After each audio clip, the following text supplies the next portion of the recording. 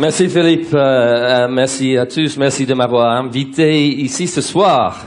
Alors je crois que merci. En ce moment j'ai un peur terrifiant du monde là-bas. Mais l'idée c'est de présenter quelques idées, la thèse, le rêve idéaliste d'une prospérité sans croissance. Et célébrer la traduction du livre en français. Je m'excuse quand même de ne pas vous parler tout à fait en français, mais je vous assure que ça ira mieux comme ça en anglais. C'est tout, c'est fini.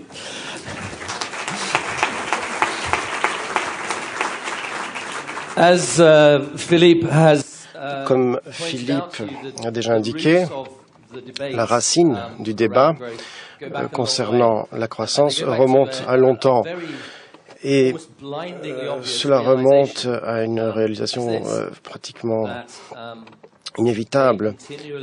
C'est à savoir que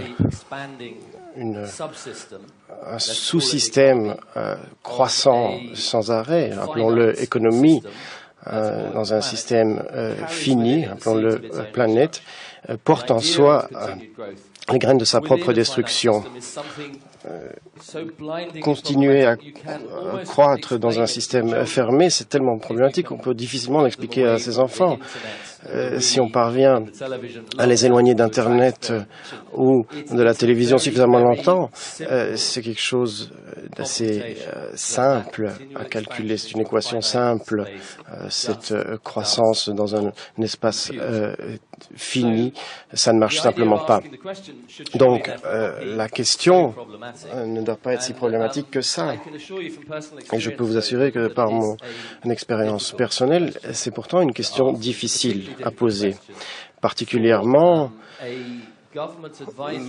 pour un organe de consultation, pour un gouvernement, lorsqu'il s'agit de présenter un rapport à la Commission du développement durable pour laquelle je travaille. Et ce rapport a été adressé au gouvernement britannique. Il faut avouer que c'était un moment difficile de l'histoire, c'était il y a à peu près un an, et par coïncidence, c'est arrivé la même semaine où Gordon Brown avait invité les leaders du G20 à Londres pour parler du lancement de la croissance. Et donc vous pouvez voir que lorsque vous avez un organe consultatif qui remet en doute le modèle de développement, mais cela peut poser effectivement problème. Et cela pourrait expliquer pourquoi le vendredi soir, avant la publication du rapport, j'ai reçu un appel téléphonique d'une personne anonyme, d'un département anonyme du gouvernement britannique. Et tout ce que je vous dirais de cet appel téléphonique, c'était que c'était une personne particulièrement furieuse au bout du fil. Et le message était que, donc, Downing Street, pour ne pas la citer, le numéro 10, était complètement furieuse. Le Premier ministre était furieux parce que il venait de se rendre compte qu'un tel rapport concernant la croissance allait être publié cette même semaine. Et il y a eu un autre moment où j'ai eu une sorte de moment de peur, si je puis dire, et aussi concernant la commission pour laquelle je travaille. Et il s'est passé quelque chose de très particulier, à savoir rien du tout. J'ai passé la plus grande partie du week-end à attendre que les choses soient publiées dans la presse et rien ne s'est passé. Je pensais que le lundi matin, il allait y avoir quelque chose qui allait passer à la radio et j'ai eu juste un coup de fil comme quoi c'était annulé. Et donc, voilà, veuillez rentrer chez vous. Donc la première semaine d'existence de prospérité sans croissance, c'était vraiment, on va dire, un flop. Il n'y a eu aucune attention médiatique et toutes nos préparations n'avaient en fait servi à rien. Bien sûr, je ne vais pas vous dire que le fait qu'on retire cette attention médiatique a quelque chose à voir avec la difficulté de transmettre le message. Et, bon, évidemment, je ne vais pas aller jusqu'à la théorie du complot, mais par contre, ce qui s'est passé, c'était particulier. C'était à la suite donc de ce silence complet dans lequel était tombé le rapport, eh bien, il s'est passé quelque chose d'étrange. C'est devenu rapidement le rapport qui s'est le plus vite répandu sur Internet. Dans le mois, c'est allé au-delà de tout autre rapport que nous n'avions jamais produit. Et cela attirait donc très peu l'attention des personnes qu'on était censées auquel on était censé le présenter, mais par contre, le public plus large était nettement plus intéressé. Très rapidement, on a été inondé de demandes, de copies, de présentations, de développement des idées, de participer à des initiatives. Et très rapidement, j'ai eu le sentiment, pas tellement que je dépassais, mais j'avais vraiment l'impression de participer à un courant de gens qui partageaient ces idées depuis des décennies et qui étaient vraiment très heureux qu'enfin un organe dépendant du gouvernement avait eu le courage de dire quelque chose concernant cette problématique de la croissance.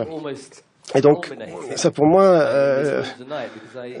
c'est pratiquement un point culminant ce soir. Je suis extrêmement flatté de voir si nombreux. Je suis surpris également de voir autant d'intérêt par rapport à la traduction en français. Donc je suis vraiment très heureux de cela. Surtout que c'est énormément en lien avec une culture francophone qui est toujours prête à analyser de point de vue philosophique notre approche sociétale. Donc de ce point de vue-là, je ne suis pas étonné, en fait. Mais de plus en plus, je suis surpris par le pouvoir le fait de dire des choses qui sont pourtant l'évidence même, en tout cas dans mes yeux. Donc ce que je voudrais dire ce soir, c'est je voudrais vous guider dans 3 parties d'informations que vous trouverez dans le bouquin. Donc ma première partie, c'est quelque chose que j'appelle le dilemme de la croissance. Et je pense que l'une des raisons pour lesquelles le rapport et le bouquin sont si lisibles, c'est que situer l'endroit où nous nous trouvons comme un dilemme, c'est se laisser de la place. Il ne s'agit pas uniquement de juger ou d'exclure une autre idéologie. C'est un point de compréhension de l'endroit où nous nous trouvons. C'est une situation délicate et il ne s'agit pas de tomber dans des solutions toutes faites. Donc, ce dilemme de la croissance est particulièrement profond. Il n'y a pas de solution toute faite, simple. Mais je voudrais aussi dire que jusqu'à présent, notre réponse face à ce dilemme est tout à fait non adéquate. Et face à cela, la deuxième partie de mon argumentation, c'est d'explorer les structures sous-jacentes de l'économie, le type d'économie que nous connaissons, le type de société que nous connaissons. Parce que, à moins que nous ne faisions face à cela, à cette machine de croissance, et ce ne sera pas possible de sortir de ce dilemme auquel nous sommes confrontés. Donc la troisième partie, c'est essayer de tracer pour vous certaines des routes que nous pouvons suivre pour échapper à ce dilemme, créer un autre type de modèle économique, créer un autre sentiment de qui nous sommes en tant que société, avoir une nouvelle vision de ce qu'est la prospérité. Donc voilà les 3 chemins. Donc maintenant on entre dans la première partie. le premier chemin. Et donc, je dirais que nous sommes dans une sorte de dilemme. Les dilemmes ont deux côtés, toujours, comme le nom l'indique. Et vous avez ici la première partie, c'est l'aspect. Alors ici, vous avez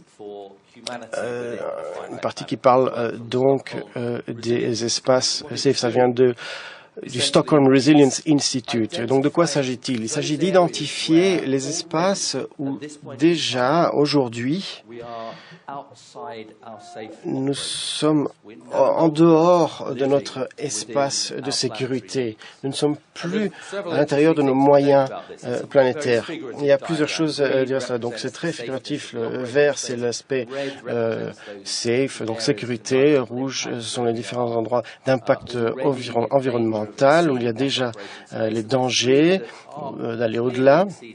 Et vous voyez que ça va déjà très loin de ces espaces opérationnels avec donc des cycles néfastes. Bien sûr, on s'attendrait à voir le changement climatique, mais vous constaterez aussi que ce n'est pas la plus grande menace. La perte de biodiversité est en fait encore beaucoup plus rapide lorsque l'on le perçoit donc en termes d'espace viable pour l'humanité. Et donc, c'est une leçon assez difficile. Le niveau d'activité économique que nous connaissons aujourd'hui déjà, eh bien, ça va déjà au-delà donc de ces espaces de sécurité auxquels on pourrait s'attendre dans un espace clos.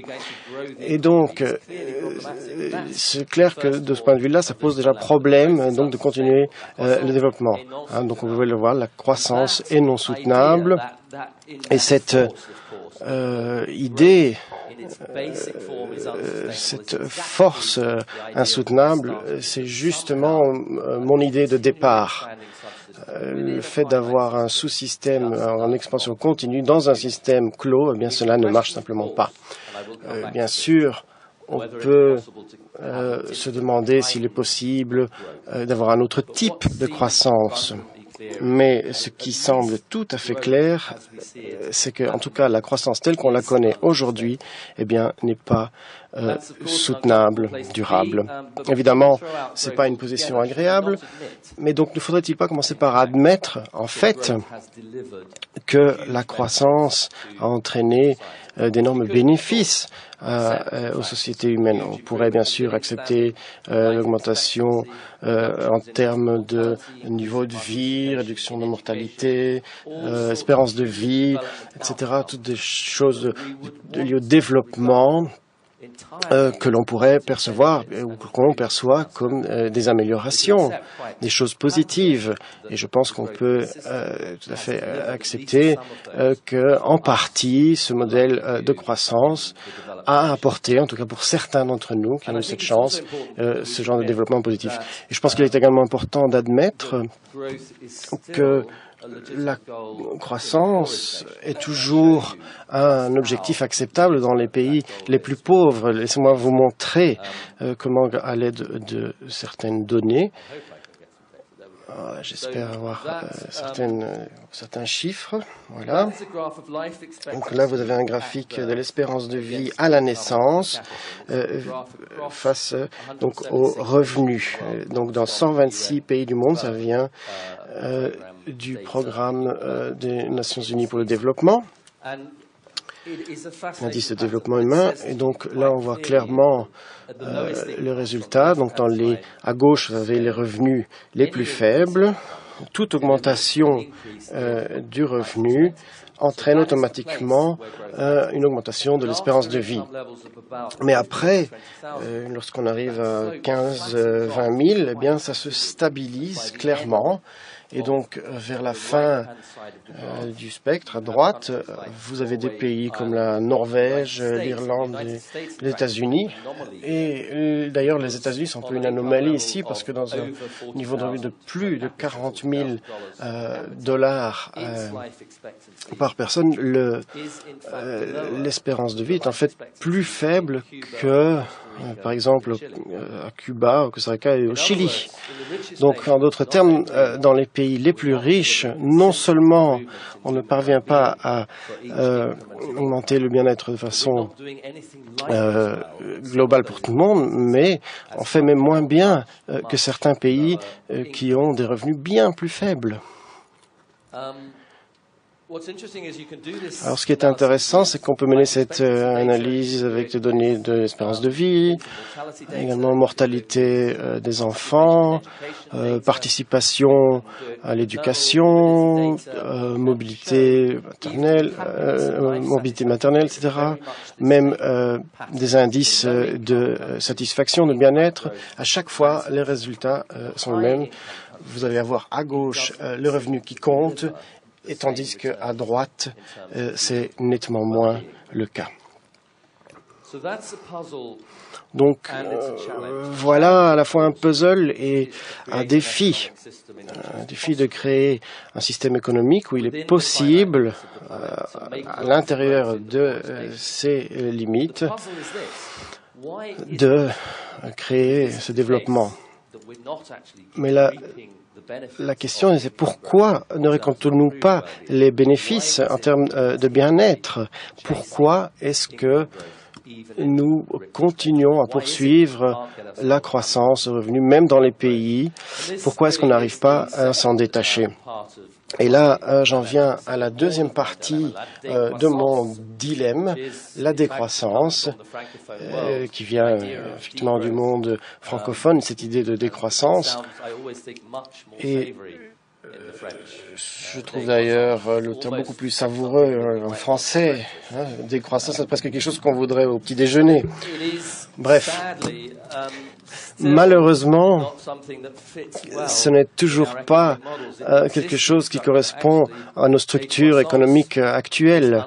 La décroissance est instable, c'est pas un endroit facile pour une économie. Alors, permettez-moi de vous présenter une dynamique de base concernant le travail, l'emploi et la productivité.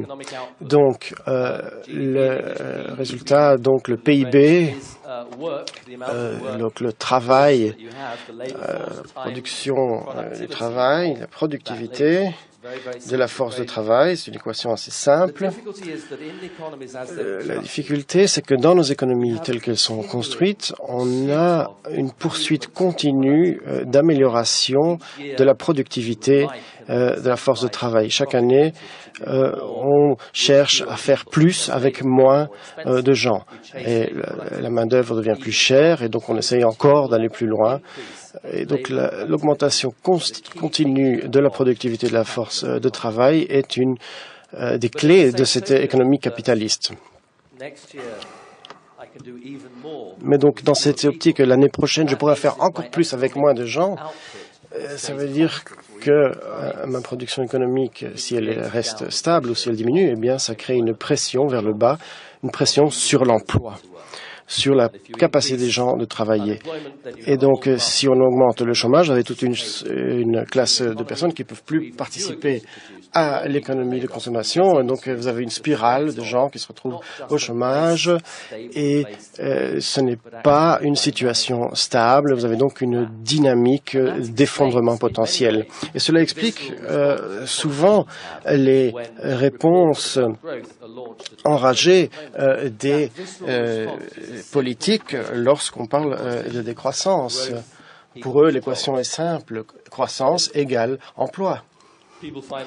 Et si les gens se retrouvent au chômage, des entreprises ferment rapidement, les politiques qui ont manqué, qui n'ont pas réussi à résoudre ce problème-là, se retrouvent eux aussi à la rue, pour ainsi dire. Et donc, apparemment, en Belgique, ici aussi, vous avez des élections bientôt. C'est un fait politique simple. On ne peut présider sur un effondrement de l'économie. Donc là, vous avez un rôle légitime, en quelque sorte, pour un gouvernement, donc d'être préoccupé par la stabilité de ce système construit autour de la croissance économique. C'est donc un dilemme très compliqué. Ce n'est pas évident. Il n'existe pas de solution facile à trouver. Il n'existe pas de recette magique qui viennent de la part des mouvements verts, des mouvements écolos ou sociaux, ou de groupes politiques qui soient, ou des grandes tours d'ivoire des académiques. Non, il n'existe pas de solution magique toute faite. Non, c'est un effort dans lequel nous devons nous engager de façon publique, de façon politique, dans un débat sérieux sur le dilemme que nous affrontons ici. On aimerait croire, bien sûr, en tout cas, moi j'aimerais le croire, que face à de tels dilemmes, que les politiques ne sont pas des idiots, du moins pas complètement, qu'ils ont quand même une capacité à comprendre, qu'ils comprennent ces concepts. Donc on veut savoir quelles sont leurs réponses, leurs réactions à ce type de dilemme. Eh bien, leur réponse est la suivante. Le découplage. Que signifie le découplage? Eh bien, c'est l'idée que l'on puisse poursuivre la croissance des valeurs économiques, c'est-à-dire la croissance du PIB, la croissance du dollar. Ce ne sont pas les dollars qui comptent ici. Ce sont les matières premières, les matières naturelles, l'énergie qui sont associées. Donc, comment peut-on découpler ces besoins d'énergie du PIB?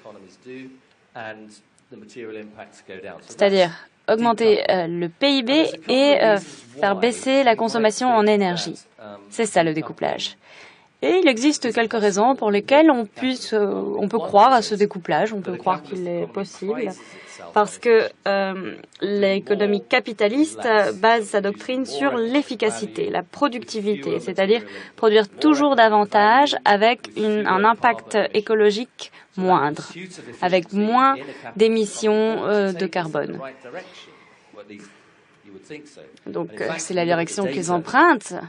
Mais si vous regardez les chiffres, vous constatez qu'au cours des 2 à 3 dernières décennies, vous verrez que l'empreinte écologique a été réduite d'un tiers environ. Donc effectivement, nous avons été efficaces. Mais en même temps, bien sûr, nous avons produit davantage. L'échelle de l'économie a augmenté. Il y a toujours eu un dilemme entre ces deux actions, c'est-à-dire que on crée de plus en plus, et même si on le fait de façon de plus en plus efficace, dans tous les cas, on ne parvient pas à rattraper cette empreinte écologique. Et par exemple, pour les émissions de carbone, eh bien, ça se passe comme ça. Sur la même période que celle à laquelle nous avons augmenté notre efficacité, eh bien, les émissions de carbone ont augmenté. Donc, on parle de 1990 à 2007, et il y a eu une augmentation de 40% malgré toutes nos mesures pour être plus efficaces, malgré le protocole de Kyoto. Vous vous souvenez peut-être que 1990 est la date de lancement du protocole de Kyoto, et ce que nous avons réalisé au cours de cette année de lancement, eh bien, c'est une augmentation de 40% des émissions de CO2. Vous le voyez là selon la ligne rouge. Les autres lignes montrent les croissances des autres consommations d'énergie, et la ligne bleue montre le PIB mondial. Donc vous voyez qu'effectivement, il y a plus d'efficacité, c'est un fait, parce qu'on utilise moins par unité de produits réalisés. Mais il n'y a aucune baisse des émissions de carbone. Ce n'est pas vrai, nous ne sommes pas parvenus à ce découplage. Il existe d'autres sources pour ce type d'informations, elles sont toutes présentes dans le livre. Mais la question suivante que nous devons poser, c'est si nous ne sommes pas parvenus à réussir ce découplage, est-ce que c'est peut-être parce que nous n'avons pas consacré suffisamment d'efforts? Oui, c'est peut-être le cas, mais alors, à quel point devons-nous consacrer nos efforts afin de conserver une économie basée sur la croissance? Eh bien, voici une expérience. Vous voyez ici la situation actuelle. C'est un graphique qui représente l'intensité en émissions de carbone pour chaque dollar de production économique. Donc nous sommes à environ 770 grammes de carbone par activité économique. Au milieu du siècle prochain, nous savons que la population mondiale s'élèvera à environ 9 milliards de personnes. Alors on peut évaluer ce type de chiffres et donc en déduire qu'il serait éthique et moralement juste que ces personnes puissent toutes jouir du même niveau de vie, c'est-à-dire le type de niveau de vie que l'on a dans les pays de l'Occident, avec une croissance annuelle de 2%. Donc, c'est une économie basée sur laquelle, sur l'idée que 9 milliards de personnes doivent aspirer au même niveau de vie, au même niveau de revenus, qu'on veut qu'il n'y ait pas d'émissions de carbone ou qu'elles soient réduites.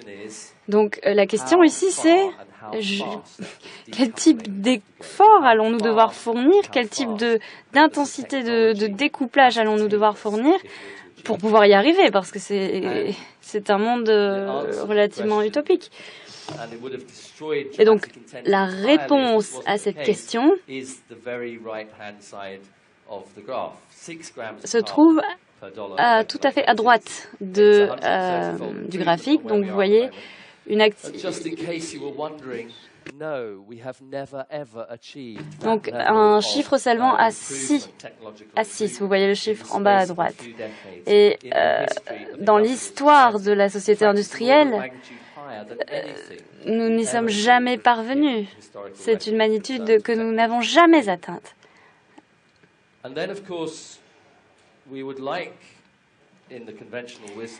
Ensuite, selon la sagesse populaire, nous aimerions bien sûr que l'économie poursuive sa croissance au-delà de 2050. À la fin du siècle, elle sera 80 fois plus importante que l'époque à laquelle je suis née. Et si l'on veut que ce monde soit équitable, eh bien, on doit parvenir à moins de 0 gramme de CO2 par dollar pour parvenir à cet objectif. Alors, ça peut paraître un peu difficile, ces chiffres. Qu'est-ce que ça signifie? Eh bien, que chaque dollar d'activité économique, plutôt que de rejeter du carbone dans l'atmosphère, devrait aspirer le carbone. Ceci pour la fin du siècle. Est-ce que c'est plus clair? Ça vous explique ce que veut dire le chiffre. Mais est-ce que ça vous explique clairement le genre d'économie dans lequel on devrait se trouver? Quel type d'énergie, quel type de technologie, quel type de production, quel type de service dans cette économie en perpétuelle croissance? À quoi ressemblerait la vie dans un monde où l'économie aspire des émissions de CO2 plutôt que de les rejeter dans l'atmosphère? Eh bien, la chose la plus importante, selon moi, c'est que aucun politicien, aucun scientifique ne peut vous donner une réponse à cette question. Et pourtant, c'est la conclusion logique, c'est le calcul mathématique basé sur cette expérience très simple qui évalue ce qui va se passer si l'on poursuit cette croissance économique au-delà des limites de notre planète. Voici donc la fin de la première partie et la conclusion en est que le dilemme de la croissance n'est pas une situation agréable, c'est une situation grave et pour laquelle nous n'avons pas de réponse adéquate. Et même en supposant qu'il s'agit simplement d'une sorte de défi, alors imaginez à la fac des ingénieurs, on leur montre cet exercice, on leur demande de le faire, ils n'ont aucune connaissance quant aux moyens technologiques qui seront à leur disposition. Imaginez que ce soit un défi, un exercice, et qu'on leur demande de transformer les chiffres et de diviser les émissions de carbone par 130, eh bien, ça peut être un exercice assez compliqué. Mais je pense que ce dont nous devons être assurés est que selon ce système, nous devons être sûrs qu'il existe une possibilité de parvenir à nos objectifs, parce que sinon c'est de la magie. Si on espère qu'un ordinateur va nous trouver une solution magique, eh bien, ce n'est pas possible. Donc voilà la conclusion de la première partie. Et le début de la deuxième partie, parce qu'en fait, il s'agit des dynamiques sous-jacentes auxquelles je vais m'attaquer ici. Je commencerai donc par des concepts économiques, donc je vous prie de m'excuser pour ceci. Mais en fait, c'est la base de notre travail, nous devons nous y attaquer. Évidemment, l'économie n'est pas forcément évidente, donc je vais essayer de rendre les choses plus faciles. Voilà. La situation est la suivante. Nous avons des entreprises qui produisent des biens et des services pour les ménages. Donc c'est nous, les gens. En même temps, évidemment, elles nous fournissent des revenus pour les salaires, pour le travail que nous fournissons. Et ceci est positif, car nous pouvons dépenser nos salaires pour acheter des biens et des services. Donc c'est simplement le cercle de l'économie. C'est une société qui est simplement basée sur l'échange de biens et de services. Donc ça fonctionne assez bien, c'est simplement une organisation, simplement un graphique. Pourtant, il existe un élément clé dans ce système qui bouleverse la dynamique. Nous ne dépensons pas tout l'argent que nous gagnons, nous l'investissons également. Et cet aspect de l'investissement se révèle crucial pour le fonctionnement du système. Sa fonction première est bien sûr de conserver la capacité de productivité de l'économie, mais au-delà, nous investissons dans l'amélioration de la productivité du travail. Et théoriquement, c'est une bonne chose, parce que ceci permet de baisser les prix, et si les prix sont plus bas, les consommateurs sont encouragés à consommer davantage. Et ceci crée une dynamique dans cette structure d'investissement. Il ne s'agit pas uniquement d'un cercle, mais d'une augmentation permanente dans la quantité de biens qui circulent dans le système. Mais ce qui est clé ici, c'est ce qui apparaît à l'écran, la dynamique de la nouveauté. C'est Joseph Schumpeter qui, dans les années 1930-1940, économiste, avait fait remarquer les progrès du capitalisme au travers de la structure créative, c'est-à-dire une évolution permanente pour la nouveauté. Mais en fait, qu'est-ce que ça signifie? De jeter toujours les produits usagés pour en acheter de nouveaux. Et c'est la poursuite permanente de la nouveauté, de la consommation de nouveaux produits. Et c'est pourquoi cette dynamique est de plus en plus intéressante. Et c'est peut-être une petite erreur dans notre carte génétique, mais les êtres humains aiment la nouveauté. On aime avoir de nouvelles affaires. Voilà. C'est comme ça que sont les gens. Et ça permet de se comparer. Qui a la dernière voiture, la voiture à la mode, les derniers appareils électroménagers, le jeu vidéo le plus complexe, qui se paye les plus belles vacances, qui a la plus belle maison. Donc c'est toujours poursuivre ces objectifs qui permettent de se comparer au niveau du statut. Et Foster Veblen appelait ça la consommation ostentatoire. Je me suis peut-être trompée, dit l'orateur, c'est la consommation, non pas le consommation.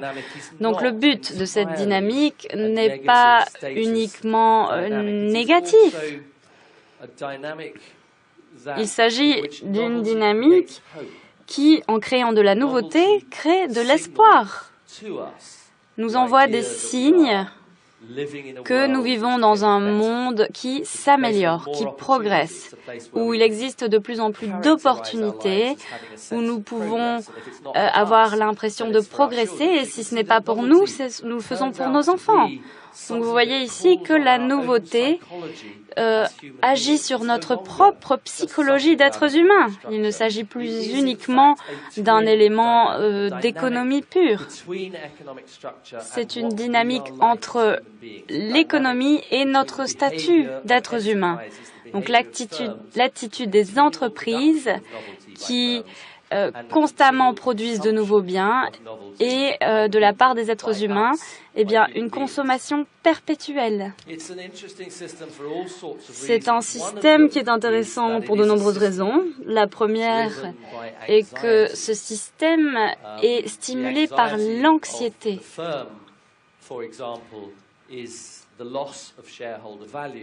Par exemple, la peur de perdre des parts d'actionnaires si l'on ne s'engage pas constamment dans une politique de productivité. Adam Smith, l'économiste, a d'ailleurs cité cette anxiété comme étant le désir d'une vie sans honte.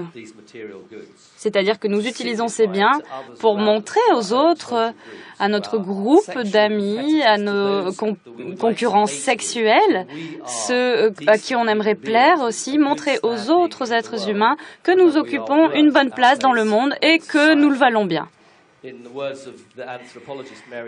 Selon Mary Douglas, anthropologue, nous utilisons ces biens pour créer cette société et y trouver sa place.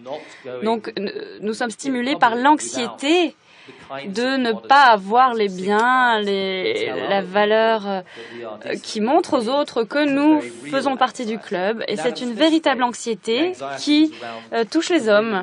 Et selon cette anthropologue, l'exemple d'un homme qui voulait vraiment avoir une très belle chemise et il ne pouvait pas se le permettre, il n'osait pas apparaître en public. C'est un bon exemple. Et maintenant, nous avons accès à un nombre incalculable de biens et nous avons un appétit insatiable pour des biens nouveaux. Évidemment, c'est une situation inconfortable. Le moteur de la croissance est un véritable moteur. Il est conduit par les entreprises et par nous en tant qu'êtres humains.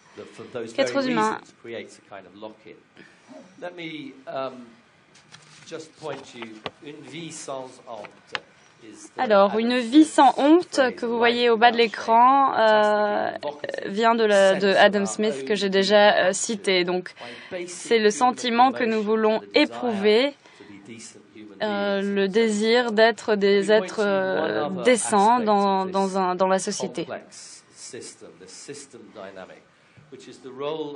Et dans ce système complexe, ce qui est important de décrire, c'est le rôle du crédit, les produits financiers.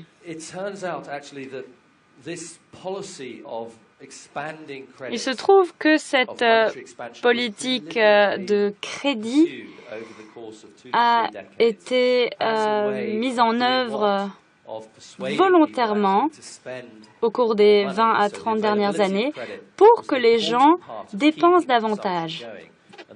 C'était c'est encore un élément important de la consommation et de la croissance économique. Et bien sûr, nous savons que c'est un élément qui a provoqué la crise et l'écroulement de l'économie. Et qui pourtant avait commencé comme de simples politiques visant à stimuler la consommation et par le même effet, eh bien, la croissance économique. Donc je vais vous montrer les chiffres du Royaume-Uni, ce qui s'est passé juste avant la crise. Donc 15 ans sont décrits sur ce graphique. La courbe rouge représente le niveau de dette personnelle qui ne cesse d'augmenter au cours de ces 15 années. Et à la fin de cette période, il est plus élevé que le PIB. Et ceci 3 années à la suite. les gens étaient de plus en plus endettés et en même temps, la courbe bleue représente l'écroulement des économies. Donc, à la fois, on a de plus en plus de dettes et on n'économise plus rien. Et donc, nous nous sommes engagés dans cette économie destructive pour suivre ce concept de vie sans honte. Donc, que représente en fait cette courbe? Quelle est l'histoire derrière ce graphique? Eh bien, c'est simple, c'est notre histoire. Nous sommes persuadés de dépenser de l'argent que nous n'avons pas pour acheter des biens dont nous n'avons pas besoin. Et ces biens ne vont pas durer et nous allons les offrir à des gens qui ne comptent pas pour nous. Voilà, c'est l'histoire derrière ce graphique. Et ceci, pourquoi? Pour faire durer un système qui nous amène vers la catastrophe écologique. Donc voici la fin de la deuxième partie du livre. Donc il s'agit de compréhension. Il s'agit d'un système à la dynamique compliquée. Que s'est-il passé? Eh bien, nous nous sommes enfermés dans une sorte de cage de fer qui est due à deux dynamiques jumelées. Premièrement, la structure économique et deuxièmement, la logique sociale de nos propres existences.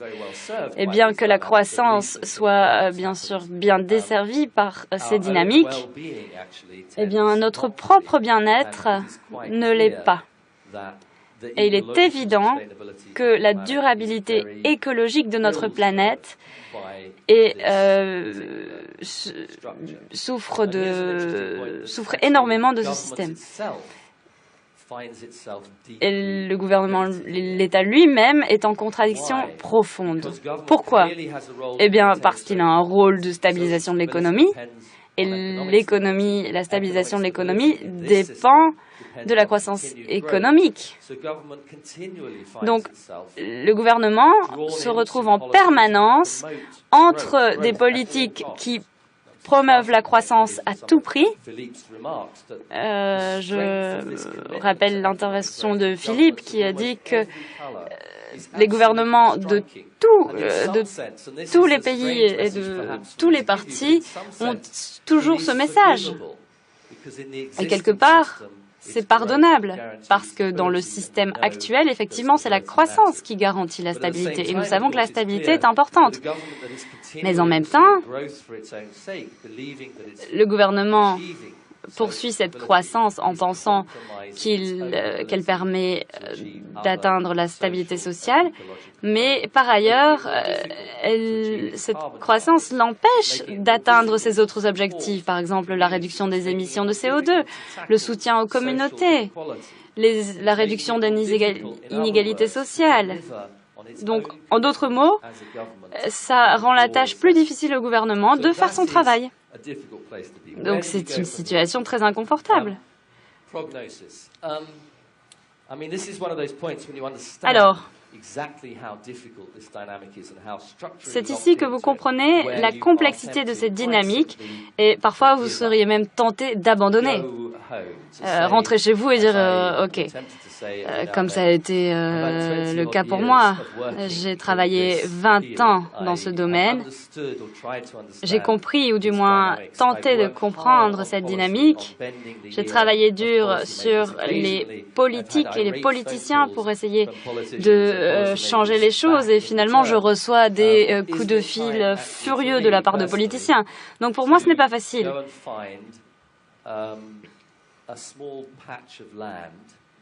Ce serait peut-être plus facile d'aller m'installer sur une colline, tout seul, au-dessus du niveau de la mer, évidemment, m'occuper de quelques chèvres, quelques poulets, faire pousser mon propre potager et essayer de survivre de ce qui reste sur la planète dans un certain degré d'harmonie avec la nature. Ça, ce serait vraiment l'idéal, du moins personnellement, vivre de la terre et atteindre la paix de l'esprit.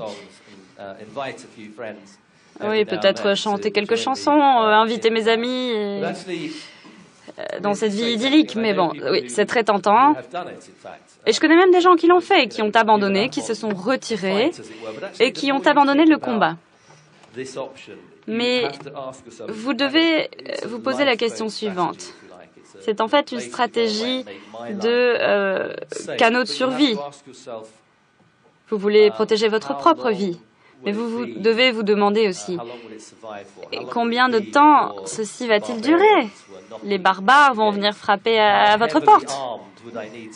Et vous devrez être très lourdement armé pour défendre votre petit paradis rural et bucolique. Et plus vous y pensez, plus vous vous rendez compte de la nécessité de s'engager dans ce combat et que vous essayez de trouver des possibilités de changement qui nous amènent à un autre monde, eh bien, les choses sont plus claires. Ce qui est expliqué dans le livre, c'est la chose suivante. Un autre monde est possible. Je crois encore que l'espoir compte, car une société sans espoir est une société en danger face à sa propre humanité. Et ce monde de croissance nous a donné ce sens de l'espoir, cette promesse que les choses peuvent s'améliorer. Mais nous nous sommes aperçus que c'était un rêve, que cet espoir a été compromis et nous nous trouvons maintenant dans une situation relativement précaire, comme ça a été d'ailleurs toujours le cas des populations qui n'avaient pas bénéficié des ressources économiques dont nous jouissons. Donc, pour moi, il est important de s'accrocher à cet espoir. Et si vous me permettez, je pense qu'il s'agit d'une profession de foi. Parfois, le matin, je me réveille et j'avoue que je ne suis pas très optimiste. Je n'ai pas énormément d'espoir.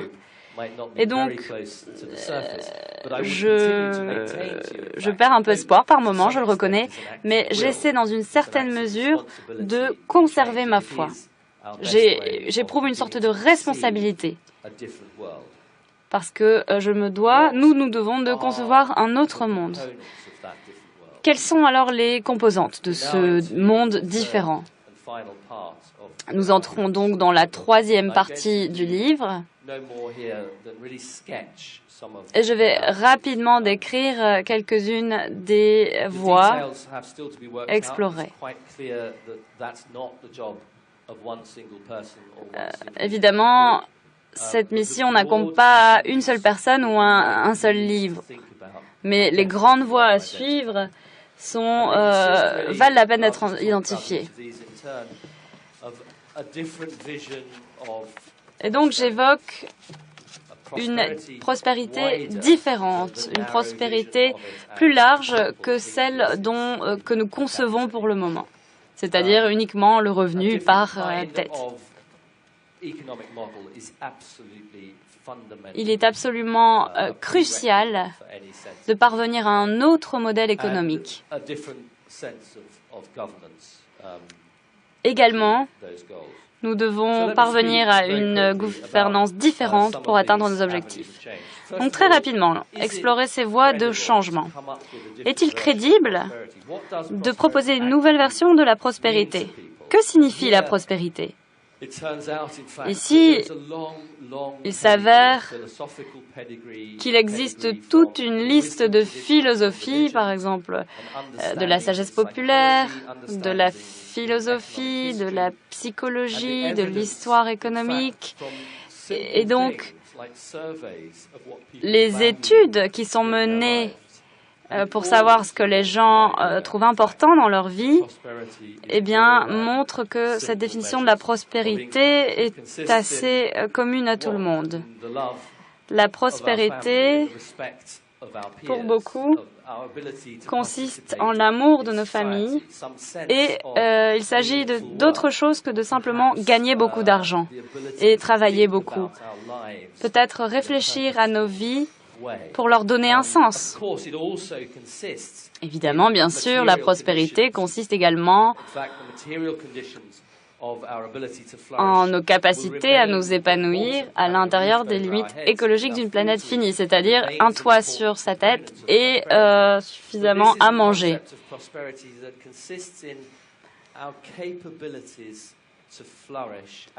Mais en tant qu'êtres humains, c'est une prospérité qui consiste à nous épanouir hors des limites écologiques.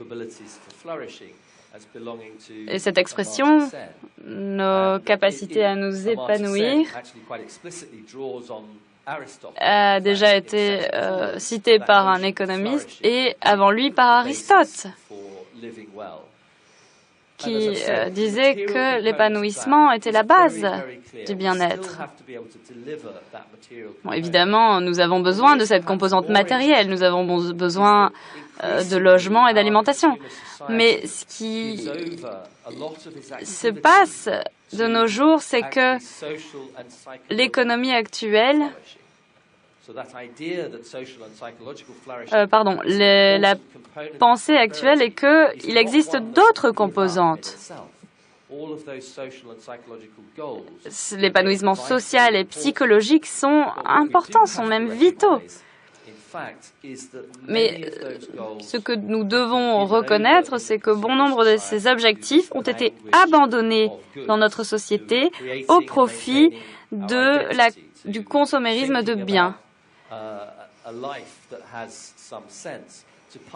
L'épanouissement social et psychologique, c'est le fait d'avoir une identité, de donner un sens à sa vie, de participer à la vie de la société. Et comme l'a dit Mary Douglas, encore une fois, nous sommes exclus de notre propre société.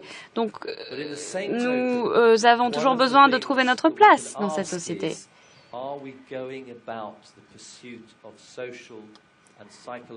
Mais ici, la question à poser, c'est est-ce que nous procédons correctement ? Est-ce que les biens matériels sont la meilleure façon de parvenir au bien-être social et psychologique ou existe-t-il d'autres possibilités ? Immédiatement, ceci ouvre la porte sur de nombreuses voies à parcourir pour la définition de l'épanouissement social et psychologique. Donc, un exemple très bref de ce que j'explique ici, c'est que si la participation à la société est ce qui compte, eh bien peut-être que nous pouvons redéfinir la participation à la société. Et donc réfléchir aux espaces publics, aux biens sociaux. Les espaces publics sont très intéressants. Michael Sandel, lors d'un discours prononcé l'année dernière à la BBC, a évoqué les espaces publics comme des sites pour la culture d'une citoyenneté commune, c'est-à-dire un endroit où des gens de différents milieux se rencontrent et trouvent un sens du partage de l'existence et une possibilité de penser des autres comme des citoyens qui sont tous embarqués dans la même aventure, dans la même entreprise.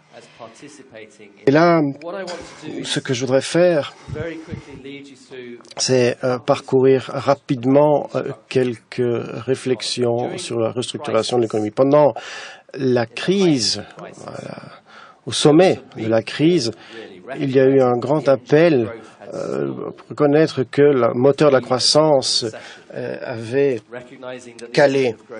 Et donc, reconnaître que ce moteur nous forçait contre les limites écologiques. Et donc, un appel pour avoir un autre type de moteur économique. Et il y avait deux candidats principaux pour reprendre sa place. Et les choses, on a parlé énormément à ce moment-là. La première chose, c'était le marché pour les technologies, nouvelles technologies vertes, promouvoir ces nouvelles technologies qui engageraient les gens à développer ces nouvelles technologies. Cela créerait des nouveaux marchés dans lesquels on pourrait participer et relancer cette économie de croissance. Et puis la deuxième idée, c'était une idée de l'économie fondée sur les services. Si Le problème, c'est les choses matérielles et une économie qui pousse l'aspect matériel via l'environnement. Alors peut-être qu'on pourrait construire notre économie sur des activités plus légères, dématérialisées, qui ne passent pas par des gadgets que l'on vendrait aux gens, mais plutôt par des échanges de services humains. Et donc, ce que je voudrais dire par rapport à ces deux idées, c'est qu'elles sont toutes les deux extrêmement utiles et fertiles. En fait, si on va un peu plus loin, elles constituent la base d'une restructuration assez radicale de l'économie. La première, je passe par donc le concept d'investissement écologique. Donc, investissement dans de nouvelles technologies qui produisent moins de carbone, ressources. Ce sont toute une nouvelle manière d'investir, de fonctionner, faire fonctionner l'investissement. Si vous vous rappelez ce que j'ai dit tout à l'heure, le fait que les investissements fonctionnent de façon très spécifique au niveau conventionnel, dans cette nouvelle optique économique, l'investissement fonctionne totalement différemment. Ce n'est plus ciblé vers la croissance continue, vers la consommation, mais bien vers la protection de biens écologiques. Alors là, on a différentes cibles pour cet investissement. Malheureusement, ça veut dire que cet investissement écologique fonctionne différemment. Ça ne montre pas les mêmes résultats sur les mêmes périodes, les mêmes bénéfices. Et donc, peut-être qu'il faut réfléchir à réduire donc la profitabilité et la productivité. Mais si on donne un coût à la productivité, alors on va dire ça veut dire qu'on réduit la croissance, n'est-ce pas? Et c'est ça le grand mais dans cet argumentaire-là, cette idée très forte que l'on peut transformer notre économie via l'investissement. C'est une idée fantastique, tout à fait cruciale. Il est tout à fait crucial d'investir dans ces technologies de transition. Et pourtant, en même temps, cela ne peut pas nous ramener cette croissance conventionnelle parce que les revenus se font sur des périodes plus longues avec moins de bénéfices et parfois même pas du tout de bénéfices au sens conventionnel du terme, mais pourtant seront néanmoins cruciales en termes écologiques. Et donc, on a une manière très forte de repenser l'investissement, mais cela nécessite des interventions tout à fait différentes. Et cela remet en question donc, le rôle de l'État et la façon dont on structure les investissements. Donc ça, c'est la première piste, une idée formidable, mais peut-être que ça ne ramènera pas la croissance. Alors maintenant, la deuxième piste, l'économie basée sur les services. Et là, on pourrait se dire clairement que c'est également une très bonne idée. Définissons cette nouvelle économie fondée sur les services autour de quelque chose que j'appellerais les entreprises écologiques. De quoi s'agit-il? Ce sont des entreprises qui consomment peu de ressources, peu de carbone, développées autour du concept de service, qui contribuent à l'épanouissement humain. Il s'agit de quoi? Santé, enseignement, bien-être, jardinage, de rénovation, protection du patrimoine et de l'environnement, parcs communaux, activités communales, toutes des activités qui peuvent contribuer de façon positive à l'épanouissement humain, mais sans donc le grand aspect, le grand impact matériel. Et cela pourrait être intégré dans nos communautés, dans notre façon de vivre. D'une façon que l'activité économique traditionnelle ne parvenait pas à faire. Donc, encore une fois, c'est une idée fantastique. C'est un point de départ potentiel formidable. Mais bien sûr, il y a de nouveau un mais. Ça, vous vous en doutiez, j'imagine. Eh bien, c'est que dans l'économie conventionnelle, ce secteur d'activité fondé sur les services, lorsqu'elle existe, c'est comme une sorte d'économie Cendrillon. En termes de productivité, lorsqu'on la retrouve, eh bien, c'est dans un secteur qu'on retrouve services personnels et sociaux. Et lorsqu'on regarde la productivité de ce secteur en Europe sur une période de 20 ans, on constate qu'il y a eu une productivité négative à de nombreux endroits ou une productivité très très limitée ailleurs. En d'autres termes, c'est quelque chose de formidable en termes d'emploi, de soutien aux communautés, création de services dont les gens ont besoin pour s'épanouir, mais pas nécessairement en termes de revenus, de croissance économique. Ça ne relance pas la croissance. Et surtout, on ne va pas développer ce genre d'activité lorsqu'on continue d'être obsédé par la croissance économique. Donc, en bref, ce qu'on a, ce sont deux idées fortes pour créer les fondements d'une nouvelle économie, mais on ne va pas y parvenir si on reste obsédé par le concept d'économie fondée sur la croissance.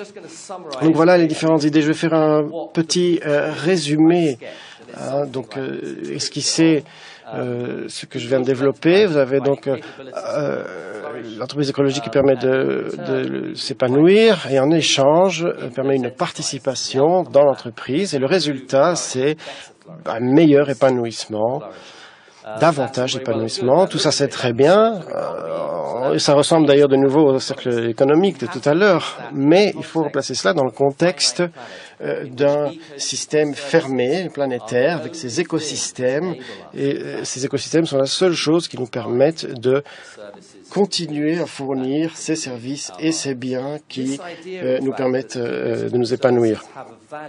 Et cette valeur est de plus en plus reconnue, même au sein de l'économie traditionnelle. Par contre, ce que l'on reconnaît nettement moins, c'est qu'il faut rembourser cette faveur à la nature.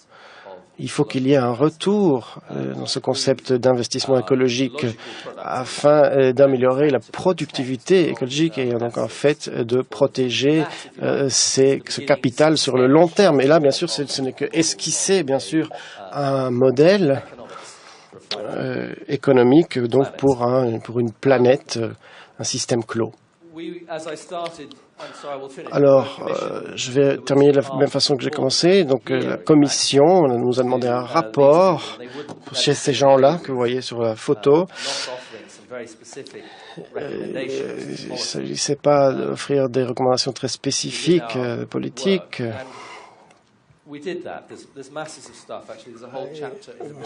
C'est ce qu'on nous avait demandé, c'est ce que nous avons fait. Il y a tout un chapitre consacré à cela. Il y a 12 stratégies très concrètes pour le changement. Mais si je dois les résumer en 3 points, il s'agit grosso modo de ceci.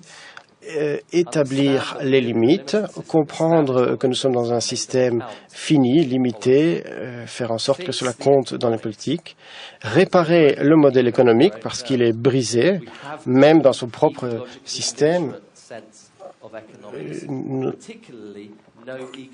Nous n'avons pas de macroéconomie écologique. Nous n'avons que la croissance comme réponse au problème de stabilité. Il nous faut absolument quelque chose d'autre. Et enfin, changer la logique sociale. Qu'est-ce qui pourrait être plus simple que ça?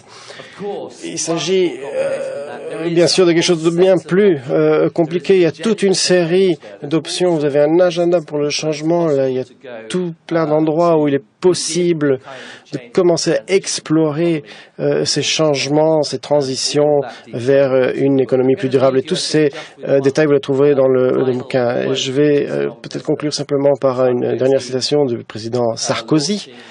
Lorsqu'il a lancé la commission Stiglitz l'année dernière, il a dit « La crise ne nous rend pas seulement libres d'imaginer d'autres modèles, un autre avenir, un autre monde, elle nous y oblige. »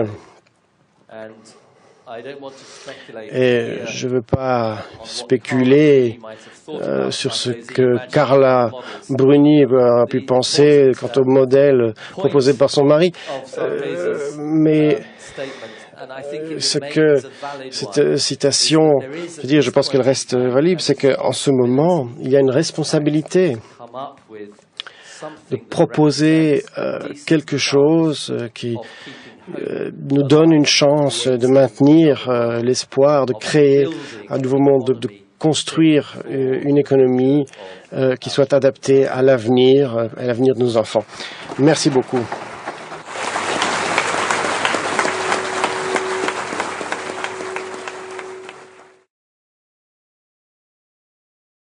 Le cas.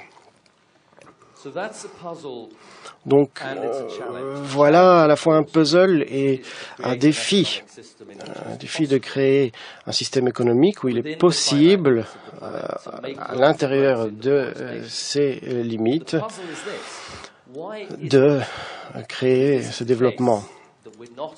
Mais la question, c'est pourquoi ne récoltons-nous pas les bénéfices en termes de bien-être? Pourquoi est-ce que nous continuons à poursuivre la croissance de revenus, même dans les pays? Pourquoi est-ce qu'on n'arrive pas à s'en détacher? Et là, j'en viens à la deuxième partie de mon dilemme, la décroissance, qui vient effectivement du monde francophone, cette idée de décroissance. Et je trouve d'ailleurs le terme beaucoup plus savoureux en français. Décroissance, c'est presque quelque chose qu'on voudrait au petit déjeuner. Bref. Malheureusement, ce n'est toujours pas quelque chose qui correspond à nos structures économiques actuelles. La décroissance est instable, c'est pas un endroit facile pour une économie. Alors, permettez-moi de vous présenter une dynamique de base concernant le travail, l'emploi et la productivité. Donc, le résultat, donc le PIB, donc le travail, production du travail, la productivité de la force de travail, c'est une équation assez simple. La difficulté, c'est que dans nos économies telles qu'elles sont construites, on a une poursuite continue d'amélioration de la productivité de la force de travail. Chaque année, on cherche à faire plus avec moins de gens. Et la main-d'œuvre devient plus chère et donc on essaye encore d'aller plus loin. Et donc l'augmentation continue de la productivité de la force de travail est une des clés de cette économie capitaliste.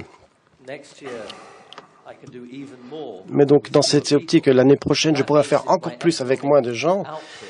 Ça veut dire que ma production économique, si elle reste stable ou si elle diminue, eh bien, ça crée une pression vers le bas, une pression sur l'emploi, sur la capacité des gens de travailler.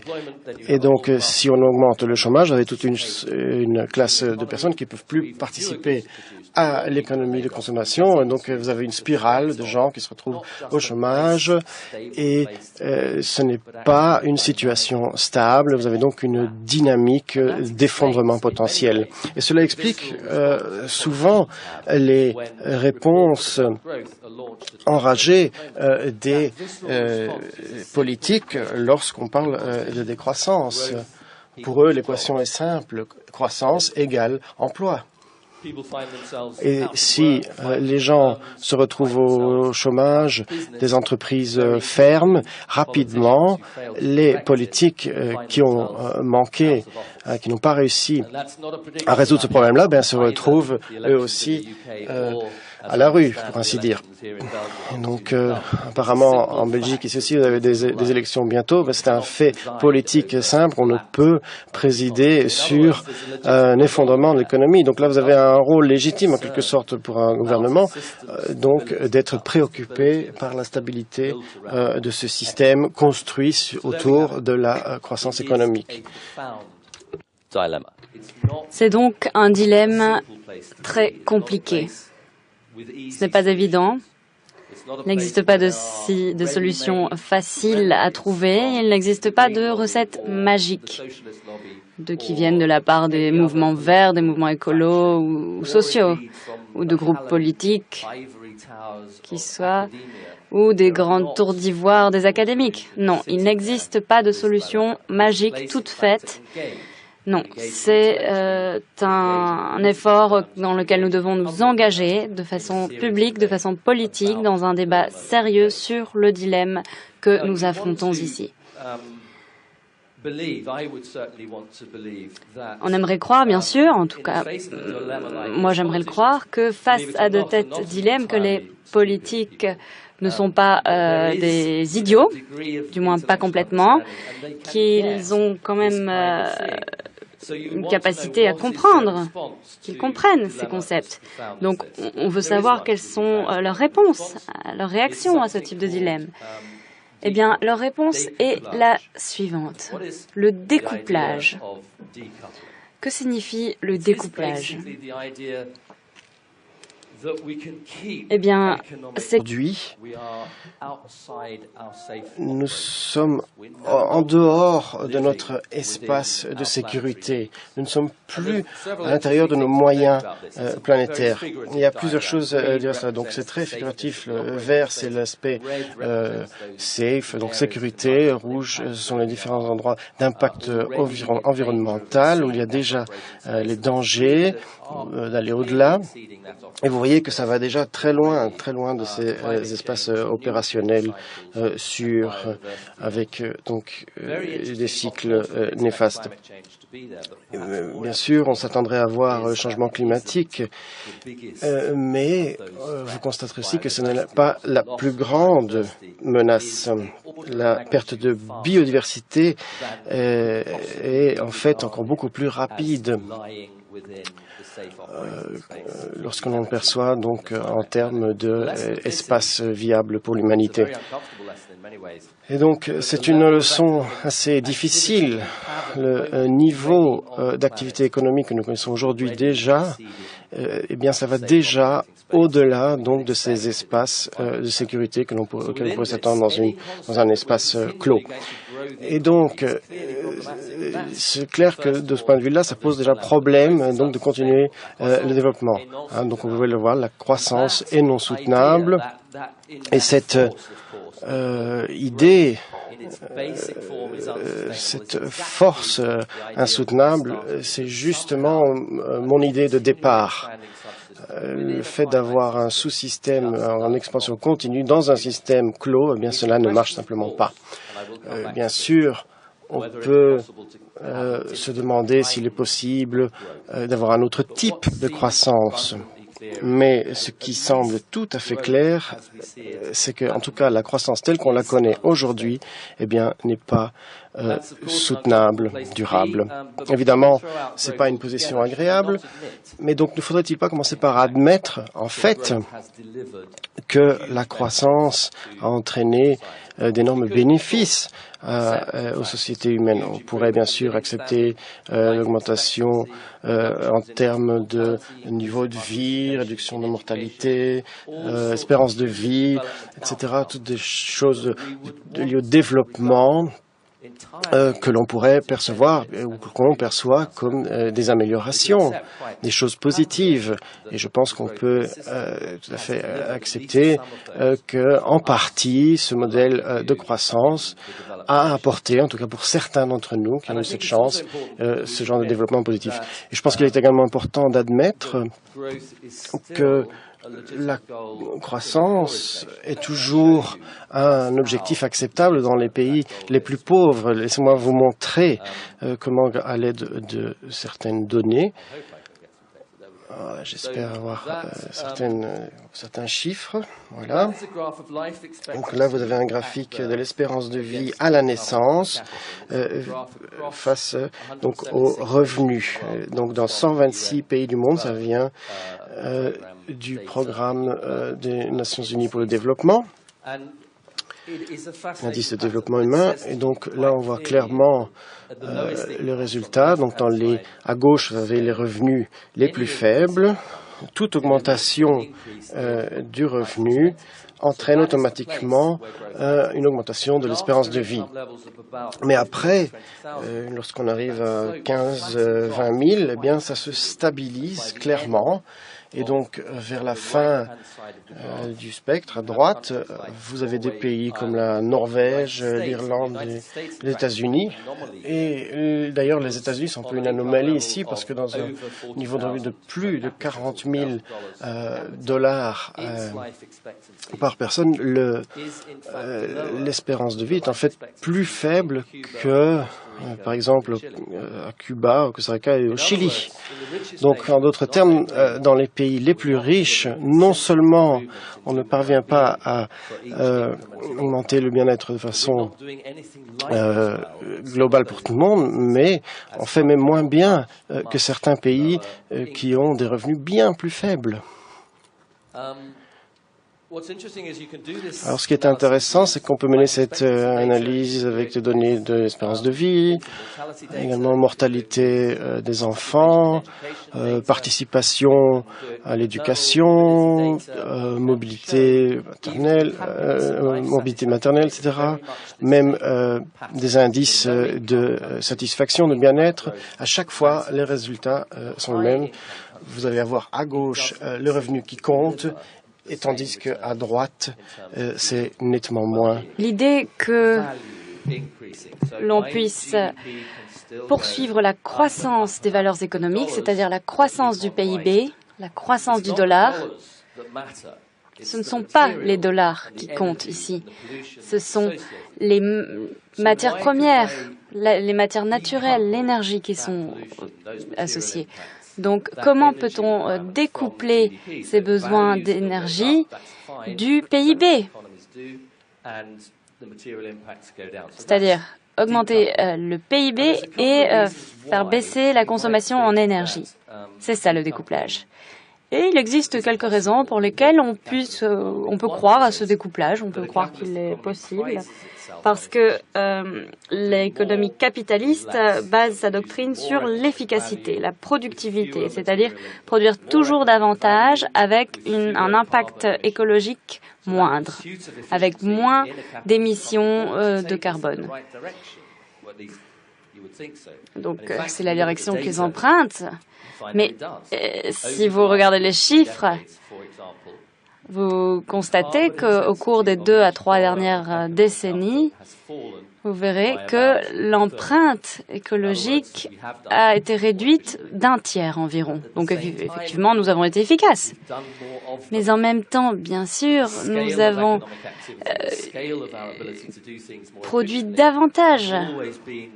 L'échelle de l'économie a augmenté. Il y a toujours eu un dilemme entre ces deux actions, c'est-à-dire que on crée de plus en plus, et même si on le fait de façon de plus en plus efficace, dans tous les cas, on ne parvient pas à rattraper cette empreinte écologique. Et par exemple, pour les émissions de carbone, eh bien, ça se passe comme ça. Sur la même période que celle à laquelle nous avons augmenté notre efficacité, eh bien, les émissions de carbone ont augmenté. Donc, on parle de 1990 à 2007, et il y a eu une augmentation de 40% malgré toutes nos mesures pour être plus efficaces, malgré le protocole de Kyoto. Vous vous souvenez peut-être que 1990 est la date de lancement du protocole de Kyoto, et ce que nous avons réalisé au cours de cette année de lancement, eh bien, c'est une augmentation de 40% des émissions de CO2. Vous le voyez là selon la ligne rouge. Les autres lignes montrent les croissances des autres consommations d'énergie, et la ligne bleue montre le PIB mondial.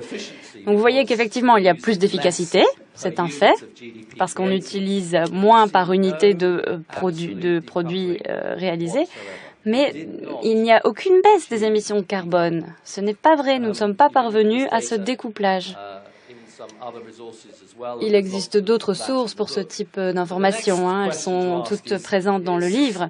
Mais la question suivante que nous devons poser, c'est si nous ne sommes pas parvenus à réussir ce découplage, est-ce que c'est peut-être parce que nous n'avons pas consacré suffisamment d'efforts? Oui, c'est peut-être le cas, mais alors, à quel point devons-nous consacrer nos efforts afin de conserver une économie basée sur la croissance? Eh bien, voici une expérience. Vous voyez ici la situation actuelle. C'est un graphique qui représente l'intensité en émissions de carbone pour chaque dollar de production économique. Donc nous sommes à environ 770 grammes de carbone par activité économique. Au milieu du siècle prochain, nous savons que la population mondiale s'élèvera à environ 9 milliards de personnes. Alors on peut évaluer ce type de chiffres et donc en déduire qu'il serait éthique et moralement juste que ces personnes puissent toutes jouir du même niveau de vie, c'est-à-dire le type de niveau de vie que l'on a dans les pays de l'Occident, avec une croissance annuelle de 2%. Donc, c'est une économie basée sur laquelle, sur l'idée que 9 milliards de personnes doivent aspirer au même niveau de vie, au même niveau de revenus, qu'on veut qu'il n'y ait pas d'émissions de carbone ou qu'elles soient réduites. Donc, la question ici, c'est quel type d'effort allons-nous devoir fournir, quel type d'intensité de découplage allons-nous devoir fournir pour pouvoir y arriver, parce que c'est un monde relativement utopique. Et donc, la réponse à cette question... Merci Philippe, merci à tous, merci de m'avoir invité ici ce soir. Alors, je crois que merci. En ce moment, j'ai un peur terrifiant du monde là-bas. Mais... l'idée, c'est de présenter quelques idées, la thèse, le rêve idéaliste d'une prospérité sans croissance et célébrer la traduction du livre en français. Je m'excuse quand même de ne pas vous parler tout à fait en français, mais je vous assure que ça ira mieux comme ça en anglais. C'est tout, c'est fini.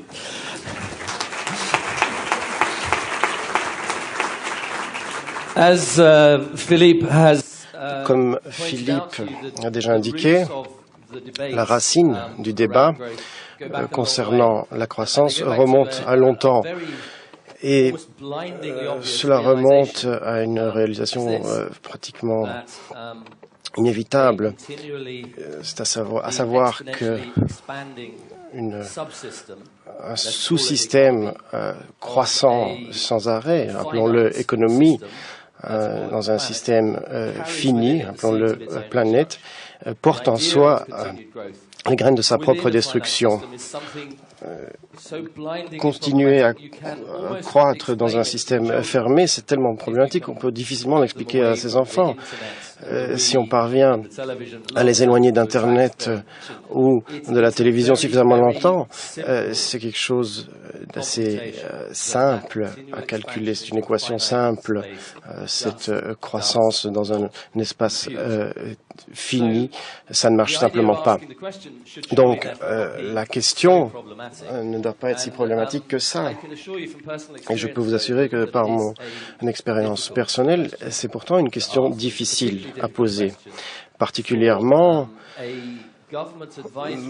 pour un organe de consultation, pour un gouvernement, lorsqu'il s'agit de présenter un rapport à la Commission du développement durable pour laquelle je travaille.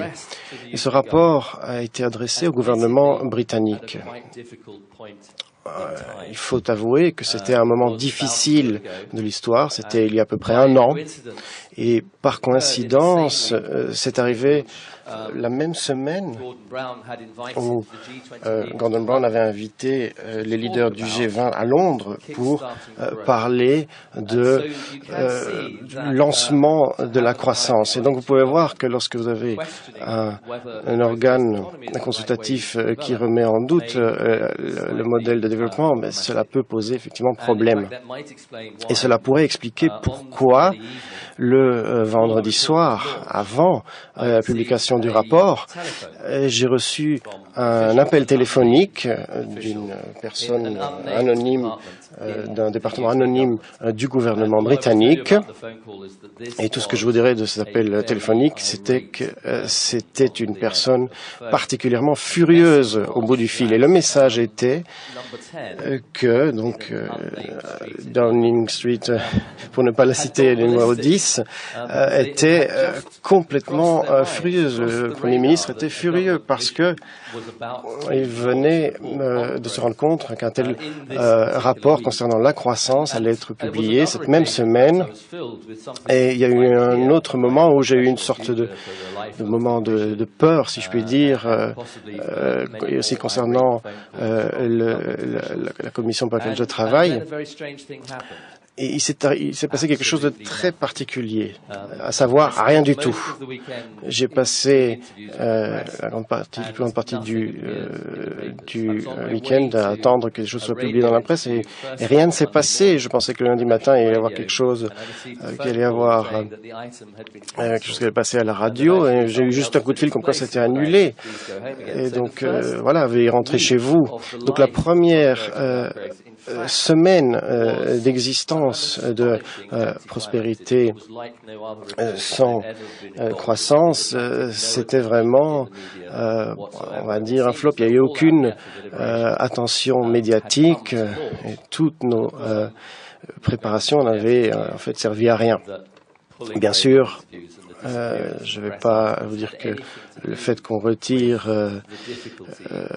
cette attention médiatique a quelque chose à voir avec la difficulté de transmettre le message. Évidemment, je ne vais pas aller jusqu'à la théorie du complot, mais par contre, ce qui s'est passé, c'était particulier. C'était à la suite donc de ce silence complet dans lequel était tombé le rapport, eh bien, il s'est passé quelque chose d'étrange. C'est devenu rapidement le rapport qui s'est le plus vite répandu sur Internet. Dans le mois, c'est allé au-delà de tout autre rapport que nous n'avions jamais produit. Et cela attirait donc très peu l'attention des personnes qu'on était censées auquel on était censé le présenter, mais par contre, le public plus large était nettement plus intéressé. Très rapidement, on a été inondé de demandes, de copies, de présentations, de développement des idées, de participer à des initiatives. Et très rapidement, j'ai eu le sentiment, pas tellement que je dépassais, mais j'avais vraiment l'impression de participer à un courant de gens qui partageaient ces idées depuis des décennies et qui étaient vraiment très heureux qu'enfin un organe dépendant du gouvernement avait eu le courage de dire quelque chose concernant cette problématique de la croissance. Et donc, ça pour moi, c'est pratiquement un point culminant ce soir. Je suis extrêmement flatté de voir si nombreux. Je suis surpris également de voir autant d'intérêt par rapport à la traduction en français. Donc je suis vraiment très heureux de cela.